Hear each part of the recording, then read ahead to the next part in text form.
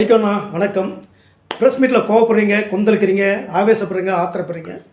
ஏன்னா திமுக பார்த்து collection correction சொல்கிறீங்க. இதெல்லாம் எலெக்ஷன் முன்னாடியே சொல்லி வச்சுங்க. தமிழ்நாடு உங்களை தூக்கி கொண்டாடிருக்கும், விட்டுட்டீங்க. ஏன்னா நீங்கள் கூட்டணியில் இருக்கும்போது அது ஊழல் கட்சி நல்லா தெரிஞ்சிருக்கும் உங்களுக்கு. வெளியே வந்து கோவமாக இப்போ பேசுகிற மாதிரி திமுக ஒரு ஊழல் கட்சி அப்படின்னு சொல்லிட்டு ஆவேசமாக பேசுதுன்னு வச்சுங்க, எலெக்ஷனே தாறுமாறாக இருந்திருக்கும். சரி விடுங்கண்ணே.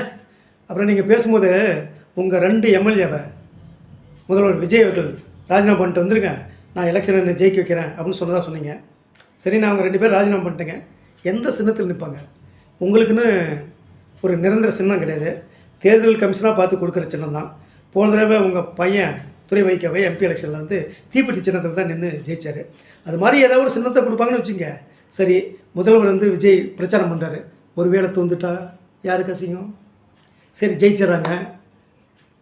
அதனால் முதல்வர் விஜய்க்கு என்ன லாபம்? ஏன்னா தனி சின்னத்தில் நின்று ஜெயிச்சா அவங்க உறுப்பினர் ஆக முடியாது.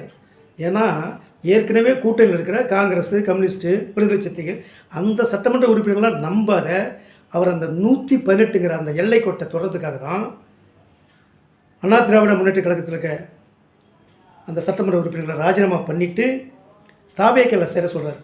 அவங்களுக்கு வந்து சீட்டு கொடுக்குறாரா இல்லையா, அது அவர் பிரச்சனை. ஆனால் அந்த ஆசையில் தான் அவங்க பதவிகளை ராஜினாமா பண்ணிட்டு தாவேக்கையில் சேர்றாங்க. அப்படி சேர்ந்து அவங்க சின்னத்தில் நின்று ஜெயித்தாதான் விஜய் அவர்களுக்கு அது லாபம். உங்கள் தனி சின்னத்தில் நின்று ஜெயித்தா அவருக்கு லாபம் இல்லை.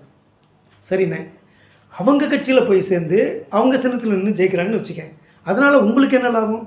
எப்போ தாவேக்கையில் விசில் சின்னத்தில் நின்று ஜெயிக்கிறாங்களோ அவங்க தாவேக்கா உறுப்பினர் ஆகிறாங்க. அதனால் உங்களுக்கு என்ன லாபம்? பேசாமல் பருத்தி மூட்டை அது பாட்டு குருவாலே எடுத்து போட்டுமே. ஏற்கனவே உதயசூரிய சின்னத்தில் நின்று ஜெயிச்சு 2 பேர் எம்எல்ஏவாக இருக்காங்க. அவங்க ஏன்னா ராஜினாமா செய்ய சொல்கிறாங்க? அவங்க பாட்டும் பேசாமல் இருந்துட்டு போட்டுமே. யோசனை பண்ணி பாருங்கள்.